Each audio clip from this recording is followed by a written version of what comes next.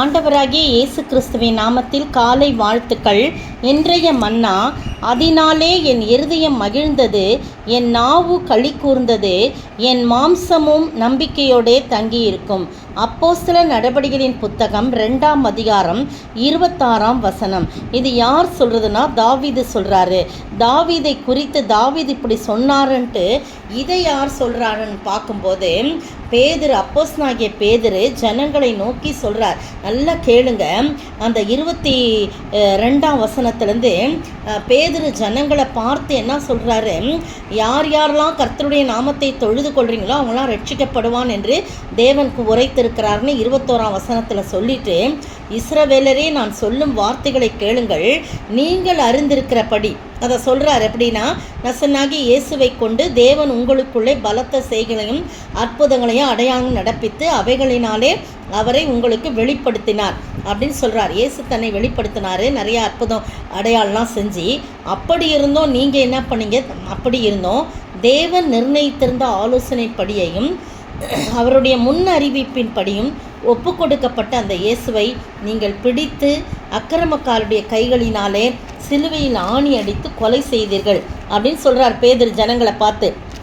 ஆனால் தேவன் அவரை மரணத்தின் கட்டை அவிழ்த்து அவரை எழுப்பினார். அவர் மரணத்தினாலே கட்டப்பட்டிருக்க கூடாதிருந்ததுன்னு சொல்கிறார். அதை தான் தாவீது சொல்கிறாராம் அவரை குறித்து, கர்த்தரை எப்பொழுதும் எனக்கு முன்பாக நிறுத்தி நோக்கி கொண்டிருக்கிறேன், நான் அசைக்கப்படாதபடி அவர் என் வலது பாசத்தில் இருக்கிறார். அதனாலே தாவீதினுடைய இருதயம் மகிழ்ந்ததாம். இதே 16ஆம் சங்கீதத்தில் இதை தான் சொல்லப்பட்டிருக்குது. 8, 9, 10, 11 வசனங்களை வாசித்து பாருங்கள். அதில் போட்டிருக்கு, அதனாலே என் இருதயம் மகிழ்ந்தது, என் நாவு களி கூர்ந்தது. எதனாலனா கர்த்தரை எனக்கு முன்பாக வைத்திருக்கேன். அதனால் மட்டும் இல்லை, நீங்கள் பின்னாடி பார்த்தீங்கன்னா 27ஆம் வசனம், என் ஆத்துமாவை பாதாளத்தில் விடி, உம்முடைய பரிசுத்தர் அழிவை காண ஒட்டீர், ஜீவ மார்க்கங்களை எனக்கு தெரியப்படுத்தினீர், உம்முடைய சன்னிதானத்திலே என்னை சந்தோஷத்தினால் நிரப்புவீர் என்று சொல்லுகிறான். யார்? தாவீது. யாரை குறித்து சொல்கிறாருன்னா இயேசுவை குறித்து சொல்கிறார். அவன் தீர்க்கதரிசியா, தாவீது தீர்க்கதரிசியா இருந்து பாருங்க. அந்த பேதுரு ஜனங்களை பார்த்து இடையில சொல்கிறாரு, சகோதரரே, 29ஆம் வசனம், கோத்திர தலைவனாகிய தாவீதை குறித்து நான் உங்களோட தைரியமாக இப்போ பேசுகிறதுக்கு எனக்கு இடம் கொடுங்க. அவன் மரணமடைந்து அடக்கம் பண்ணப்பட்டான். அந்த கல்லறை இந்நாள் வரைக்கும் நம்மிடத்தில் இருக்கிறது.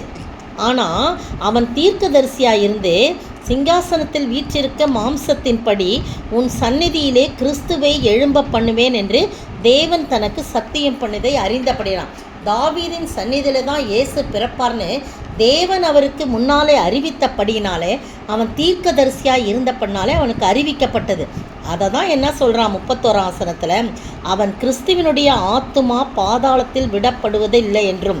என்ன 27ஆம் வசனத்தில் என் ஆத்துமான்னு சொல்கிறான் இல்லையா, அது கிறிஸ்துவின் ஆத்துமாவை குறித்து தான் அதில் சொல்லப்பட்டிருக்குது. கிறிஸ்துவின் ஆத்துமாவை பாதாளத்திலே விடப்படுவதில்லை என்றும் அவருடைய மாம்சம் அழிவை காண்பதில்லை என்றும் முன்னறிவித்து அவர் உயிர்த்தெழுதலை குறித்து இப்படி சொன்னான். பார்த்தீங்களா? அந்த 27ஆம் வசனத்தில் என்னன்னு சொன்னது யாரை குறிச்சுன்னா தீர்க்க தரிசனமாக இயேசுவை குறித்து சொல்லப்பட்ட அவருடைய உயிர்த்தெழுதலை. அதனால தான் அவர் மகிழ்ந்து களி கூர்ந்து, அவருடைய இருதயம் மகிழ்ந்தது, அவர் நாவு களி கூர்ந்தது அப்படின்னு சொல்லப்பட்டிருக்குது. சொல்லிட்டு இந்த இயேசுவை தேவன் எழுப்பினார், இதற்கு நாங்கள் எல்லாம் சாட்சிகளாக இருக்கிறோன்னு பேதுரு சொல்கிறார். பேதுரு பார்க்குறார் இல்லையா, இயேசுவையா தேவன் உயிரோடு எழுப்பின காரியம், அவர் மரித்து அடக்கம் பண்ணப்பட்டார், 3ஆவது நாள் உயிரோடு எழுப்பப்பட்டலாம் பேதுரு சொல்கிறாரு. அதுதான் நாங்கள் சாட்சிகள் அப்படின்னு சொல்லி, பிதா அருளிய, அவர் வலது பாசத்தில் உயர்த்தப்பட்டார், பிதா அருளிய வாக்கு தத்தத்தின்படி பரிசுத்த ஆவியை பெற்று நீங்கள் இப்பொழுது காண்கிறதும் கேட்கிறதுமாக இதை பொழிந்தர்னான்னு சொல்லிட்டு சொல்கிறார். தாவீது பரலோகத்துக்கு எழுந்து போகவில்லையே, நான் உம்முடைய சத்துருக்களை உமக்கு பாதபடியாக்கி போடும் வரைக்கும் நீர் என் வலது பாசத்தில் உட்காரும் என்று கர்த்தர் என் ஆண்டவனே சொன்னார் என்று அவனே சொல்லியிருக்கிறான். எவனே? தாவீதே சொல்லியிருக்கிறான்னு பேதுரு சொல்கிறார். ஆகினால நீங்கள் சிலுவையில் இருந்த இந்த இயேசுவை தேவன் ஆண்டவரும் கிறிஸ்துவும் ஆக்கினார் என்றும் இஸ்ரவேல் குடும்பத்தார் யாவரும் நிச்சயமாய் அறியக்கடன். இதெல்லாம் ஜனங்க கேட்ட உடனே இருதயத்தில் குத்தப்படுறாங்களாம். பேதுருவையும் மற்ற அப்போஸ்தலரையும் பார்த்து, சகோதரரே, நாங்கள் என்ன செய்யணும் அப்படின்னு சொன்னோன்னே பேதுரு சொல்கிறாரு, நீங்கள் மனம் திரும்பி பாவ மன்னிப்பு பெற்று இயேசு கிறிஸ்துவினால நாமத்தினால ஞானஸ்தானம் பெற்றுக்கொள்ளுங்கள். அப்பொழுது பரிசுத்த ஆவியின் வரத்தை நீங்கள் பெறுவீங்க அப்படின்னு சொல்கிறாரு. அதே மாதிரி அவர் எல்லாம் சொல்கிறாரு. அன்றைக்கு மட்டும் சந்தோஷமாய் கர்த்தரை ஏற்றுக்கொண்டவர்கள், ஆண்டவருடைய வார்த்தையை ஏற்றுக்கொண்டவர்கள் ஞானஸ்நானம் பெறுறாங்க.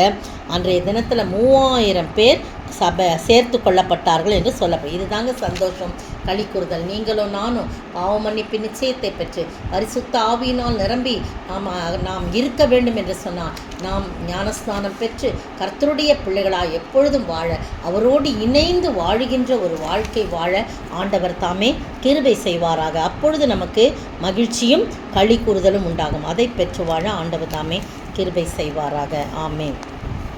முள்முடி சிரசில் சுட அவரை சிலுவையில் அறைந்தனரே, மரணம் அவரை ஆட்கொள்ளவில்லை, உயிர்த்தார் நம் இயேசுவே.